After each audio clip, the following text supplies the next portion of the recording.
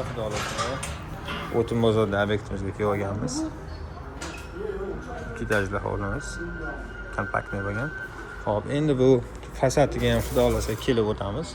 Xudo xolasa, ag'i ham, bag'i ham seli bitta devor bo'ladi. Polniy fasadimiz atachinto qilgan bo'ldik. Travinda qilamiz dedik. Polniy mana shu atachinto qilamiz. Baxtning atachintolarimiz kelgan, qumli. O'shandan qilamiz aka, xudo xolasa. Qumsiz qilgan edik, qumli qilgan bo'ldik, xudo xolasa. Obyektimiz, hop, spandligimiz, hop, zalimiz shpaklovkalardan chiqib olgan. Asosiy detallarda qilinyapti hozir mana.